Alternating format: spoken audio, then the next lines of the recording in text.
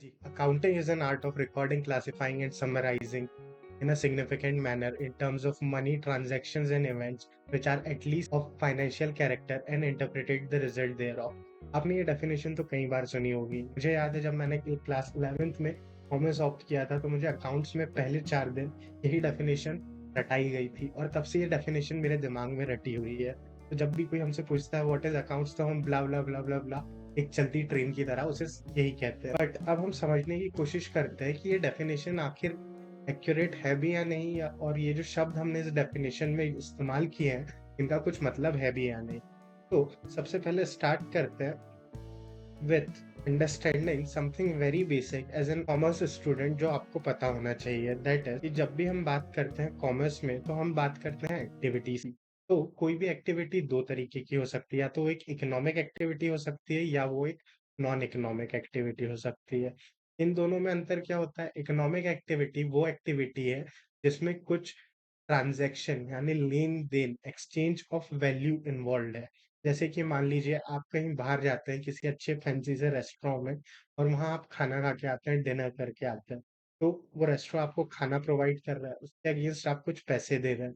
तो that is an economic activity versus वही same example कि आप वही सेम खाना है लेकिन इस बार ये खाना आप एक रेस्टोरेंट में नहीं खा रहे हैं बल्कि आपके घर पे आपकी मम्मी, आपके पापा, आपकी फैमिली आपके लिए प्रिपेयर करके रख रही है और वो खाना वो आपको ऑफर कर रहे हैं।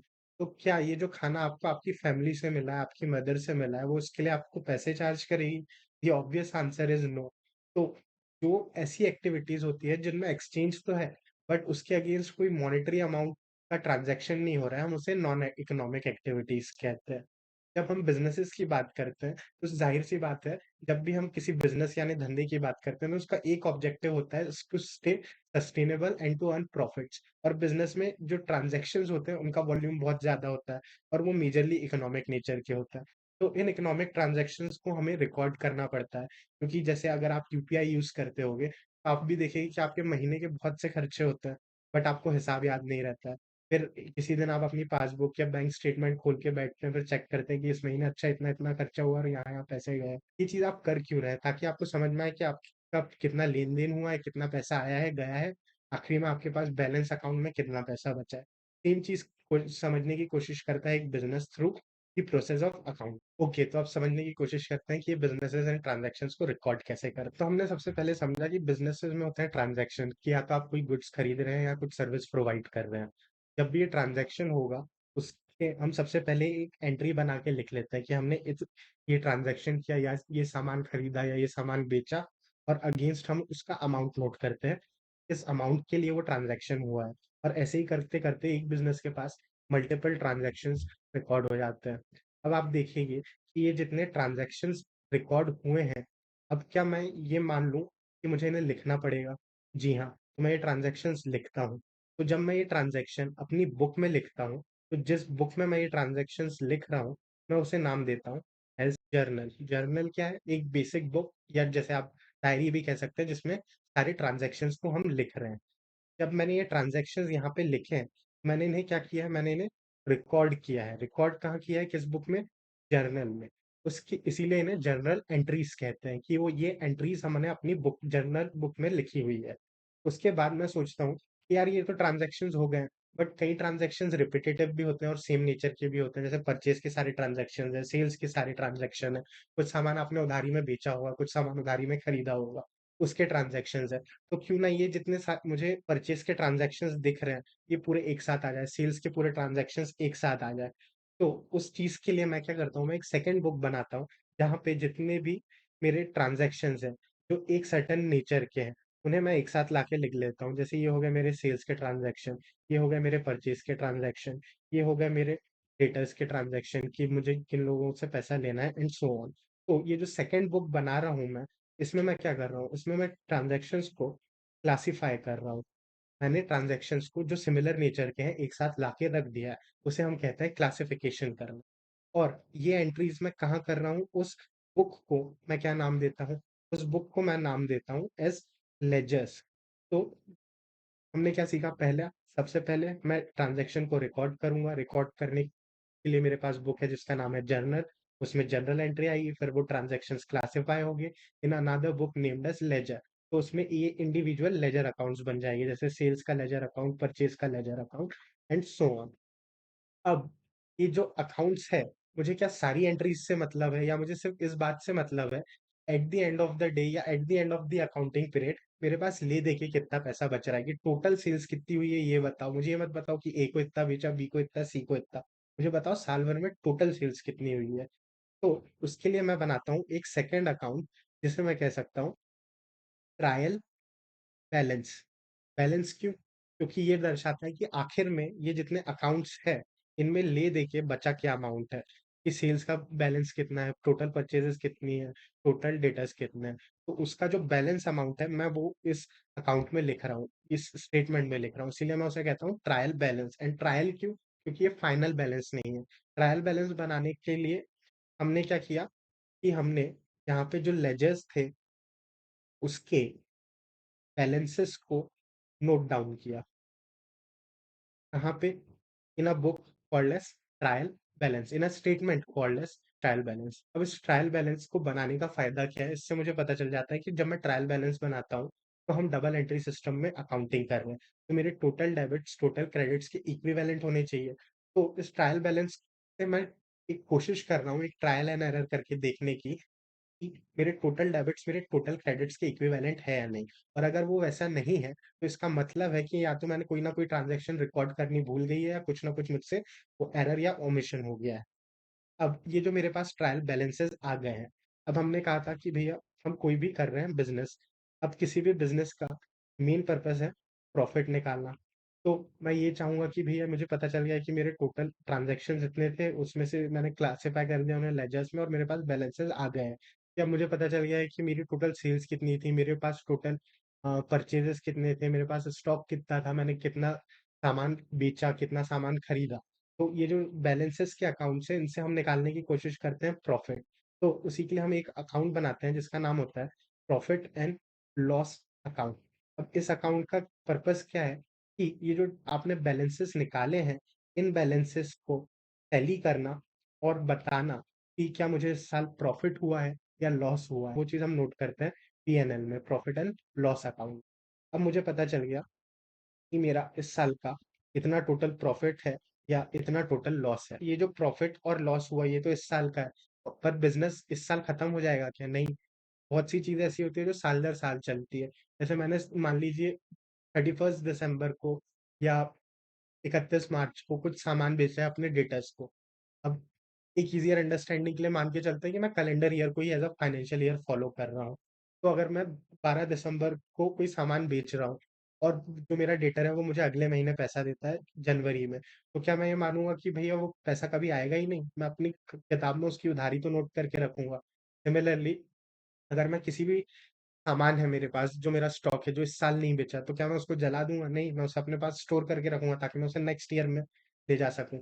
तो कुछ बैलेंसेज़ ऐसे होते हैं जो आपके खर्चे या रूटीन नेचर के इनकम्स नहीं होते हैं, जो आपका डायरेक्ट प्रॉफ़िट एंड लॉस बता दे इस साल में, बल्कि कुछ ऐसे नेचर के आइटम्स होते हैं, जैसे आपके डेटर्स हो गए, क्रेडिटर्स हो गए, स्टॉक के आइटम्स हो गए, जो साल दर साल कैरी होते हैं, या आपकी कैपिटल होगी, जो आपने धंधे में पैसा लगाया है, वो साल दर साल आगे कैरी फॉरवर्ड होते जाती है। तो उसे मैं कहाँ लिखता हूँ? उसे मैं लिख के आता हूँ एक स्टेटमेंट में, जिसे मैं नाम देता हूँ बैलेंस शीट का। अब ये बैलेंस शीट क्या होती है? बैलेंस यानी बचा हुआ, शीट यानी एक नॉर्मल पेपर। तो इस बैलेंस शीट में मैं आइटम्स लिख लेता हूँ कि साल के आखिर में मेरे पास टोटल इतने एसेट्स बचे हैं, मेरे पास टोटल इतने लायबिलिटीज़ बची है, मेरे टोटल इतने पैसे हैं जो आने हैं, मेरी मतलब बिज़नेस के एसेट्स में जो पैसा लॉक्ड है, या जो मेरी ओवरऑल बिज़नेस की वैल्यू है, वो एक तरफ आ जाती है, दूसरी तरफ मेरी लायबिलिटीज़ आ जाती है कि जिनको मेरे को पैसे देने हैं। और वो चीज़ हम कहाँ लिख लेते हैं? एक एक बैलेंस शीट में। तो मैं शुरू से आता हूँ, कि हमने क्या किया, हमने कुछ बैलेंसेस नोट कर दिए। हमारी डेफिनिशन क्या थी? Accounting is the art of recording. हमने कुछ ट्रांज़ैक्शंस रिकॉर्ड किए in a book called journal. Classifying, हमने उन्हें क्लासिफाई किया है अलग-अलग अकाउंट्स में in a book called ledger. And summarising, कि हमने उसकी एक समरी शीट बनाई है in form of trial balance and P and L account and balance sheet, जिससे हमें पता चलता है कि भैया मेरे टोटल बैलेंसेस इतने हैं, अकाउंट बैलेंसेस इसमें से इतने अकाउंट्स हैं जिनसे मैंने प्रॉफिट या लॉस जो मेरा नेट बिजनेस का आउटपुट आया है वो ये है, और ये बैलेंस शीट के आइटम्स है जो अगले साल कैरी फॉरवर्ड होने वाले हैं। तो accounting is an art of recording, classifying, summarising in terms of money transaction and event which are at least a part of financial nature. कि मैं जो भी ट्रांजैक्शंस ये रिकॉर्ड कर रहा हूँ वो एटलीस्ट पार्टली तो फाइनेंशियल नेचर की होनी चाहिए। अब इसका मतलब क्या है, पार्टली भी फाइनेंशियल नेचर की होगी, मतलब मैंने कुछ गुड्स थे, मैंने बेचे नहीं, वो मैंने फ्री सैंपल डिस्ट्रीब्यूट कर दिए, उसके अगेंस्ट पैसा नहीं आया, बट वो थे तो मेरे स्टॉक का हिस्सा, तो मैं उसे भी तो रिकॉर्ड करूंगा as a transaction. That is what we mean by which are at least a part of financial nature. अब मैंने ये रिकॉर्ड तो कर लिया, अब इसके बाद क्या मैं ये रिकॉर्डिंग कर क्यों रहा हूँ? तो उसके लिए आता है आखिरी part, interpreting the result thereof. अब ये इंटरप्रिटेशन का मतलब समझते हैं। हमने ये जो ट्रांजैक्शंस रिकॉर्ड किए थे ये क्या है? तो ये कुछ नहीं है बल्कि डेटा है। अब ये जो डेटा है मेरे पास, जब मैं इस डेटा को प्रोसेसेस से गुजारता हूँ, एक कॉन्टेक्स्ट देता हूँ, तो ये बनता है इंफॉर्मेशन। अब ये जो डेटा है, नॉर्मल मेरे पास ट्रांजैक्शंस थी, उसे मैंने प्रोसेसेस से गुजारा, दैट इज मैंने उसे क्लासिफाई किया, समराइज किया, मैंने पीएनएल बनाया, बैलेंस शीट बनाया, तो बन गई है इंफॉर्मेशन। अब इस इंफॉर्मेशन का अल्टीमेट पर्पस क्या है? The purpose of this information is to enable the user to take decisions, कि मैं आप कुछ फाइनली इन इंफॉर्मेशन के बेसिस पे कोई डिसीजंस ले पाऊँ। मेरा जो बैलेंस शीट है वो मुझे बताएगी कि मेरे बिजनेस की ओवरऑल नेटवर्थ इतनी है, मेरा बिजनेस सक्सेसफुली चल रहा है या नहीं, मैं वो डिसाइड कर पाऊंगा। मैं अब कैश फ्लो स्टेटमेंट के थ्रू बता पाऊंगा कि मेरे बिजनेस में कितना पैसा आता है, कितना जाता है, मेरे कॉस्ट सेंटर्स क्या क्या है, मुझे सबसे ज्यादा लागत कहाँ आ रही है। वो सारी चीजें मुझे ये इन्फॉर्मेशन बताएगी, जिसके बेसिस पे मैं डिसीजन लूंगा कि मुझे अपने बिजनेस में क्या क्या चेंजेस लाने हैं। तो ये थी हमारी डेफिनेशन ऑफ अकाउंट्स। पर इसमें एक शब्द अभी भी हमें बचा हुआ है, that is accounts is the art of recording, classifying and summarizing. तो ये आर्ट का मतलब क्या होता है? जब हम कहते हैं अकाउंटिंग इज एन आर्ट, अब समझते हैं अब आर्ट वर्सेस साइंस। आर्ट का मतलब होता है कोई भी चीज जो क्रिएटिव है, जो सब्जेक्टिव है, जिसमें मल्टीपल ओपिनियंस हो सकते हैं। जैसे आप कहें painting, painting is an art. कोई हो सकता है जो बहुत ही रियलिस्टिक स्केचेस बनाए, वो भी पेंटिंग है। कोई ब्लैक एंड व्हाइट पेंटिंग बनाए, कोई वाटर कलर्स यूज करे, even that is a painting. कोई बहुत ही एब्स्ट्रैक्ट स्ट्रक्चर्स में पेंटिंग बनाए, even that is a painting. कोई इलस्ट्रेशन कर रहा है, या मान लीजिए कोई कॉन्सेप्ट आर्ट्स क्रिएट कर रहा है। ये सारी चीजें दिखने में अलग अलग है, but again they can be summarized as art. Whereas science क्या होता है? Science is something that is certain and defined, ये चीज इतनी ही होगी, 1+1 will always be equal to 2। But in art you have the liberty that you can create something that can break the laws. तो इसीलिए हम कहते हैं कि accounting is not an exact science but an art. Art क्यों है? क्योंकि art में ओपिनियन इन्वॉल्व होता है, और अकाउंट्स में भी आप देखेंगे कि ओपिनियन हेविली इन्वॉल्व है। जैसे कि मैं एक सिंपल सी बात करता हूँ कि आपने कोई खरीदी है मशीन। अब ये जो आपने मशीन खरीदी है, ये साल भर साल आप इसे यूज करेंगे, तो इस पर की वैल्यू जो है वो कम होती जाएगी, और उस वैल्यू के गिरने को हम कहते हैं डेप्रिसिएशन। तो इस डेप्रिसिएशन को मैं कैसे रिकॉर्ड करूँ? या तो मैं रिकॉर्ड कर सकता हूँ इसे स्ट्रेट लाइन मेथड के थ्रू, जहाँ पे मान लीजिए कि 1 लाख की मशीनरी है, तो मैं 1 लाख माइनस कर दूँ 10%, दैट इज 10,000। तो पहले साल के लिए मेरी डेप्रिशिएटेड वैल्यू आ गई 90,000। और सेकेंड ईयर में मैं सेम चीज करूँ माइनस 0.1, तो यहाँ पे भी मेरे पास सेकेंड ईयर में वैल्यू होगी 80,000 माइनस 0.1। तो हर साल यहाँ पे जो है the amount of depreciation remain same in straight line method. वहीं पे मैं हो सकता हूँ एक दूसरी मेथड फॉलो करना चाहूँ, कि मुझे लगे कि यार ये इतनी रियलिस्टिक नहीं है, तो मैं रिटर्न डाउन वैल्यू मेथड ही फॉलो करता हूँ। इसमें क्या होता है, मैं अगेन 10% का रेट मान के चल रहा हूँ। तो फर्स्ट ईयर में तो मैं 1 लाख में से 10,000 माइनस कर दूंगा, मेरे पास 0.90 आ गया। अब सेकेंड ईयर में मैं क्या वापस 1 लाख में से 0.1 लाख रुपीज माइनस करूँ, या मैं 10,000 रुपये माइनस करूँ? नहीं, इस साल मैं क्या करूंगा, मैं रिटर्न डाउन वैल्यू ले लूंगा, यानी कि मेरे पास जो 90,000 रुपए की वैल्यू बची है इस साल की, तो मैं इस साल में वो 90,000 की वैल्यू लूंगा। अब इसमें से मैं माइनस करूंगा इस 90,000 का 10%, एंड सो ऑन। मेरे पास एक वैल्यू आएगी, फिर उस वैल्यू को मैं यहाँ लेके जाऊंगा, उस वैल्यू का मैं फिर से माइनस करूंगा 10%, and so on and so on. तो आपने देखा कि कैसे एक सिंपल सी चीज दैट इज डेप्रिसिएशन, उसके लिए हमारे पास अल्टरनेटिव ओपिनियन हो सकता है कि किसी चीज को कैसे ट्रीट करना है। जैसे आपके पास कोई खर्चा है, तो उसे आप कैपिटल एक्सपेंस मारेंगे कि ये साल दर साल आगे कंटिन्यूड होगा, और उसे आप लॉन्ग टर्म में अमोर्टाइज़ करेंगे, या आप इसे शॉर्ट टर्म एक्सपेंस मानेंगे कि जो इसी साल में इसके बेनिफिट्स रीप हो जाएँगे और इसे हम रेवेन्यू एक्सपेंडिचर कन्वर्ट कर की तरह ट्रीट करेंगे। तो आपने देखा कि कैसे अकाउंटिंग में मल्टीपल ओपिनियंस इन्वॉल्व्ड है। इसलिए हम कहते हैं that accounting is an art. तो आई होप इस वीडियो के थ्रू आपको इस डेफिनिशन का मतलब समझ में आया होगा कि आखिर जब हम कह रहे हैं कि accounting is an art of recording, classifying, summarising in terms of money transaction and events which are at least of financial nature and interpreting their result देयरऑफ।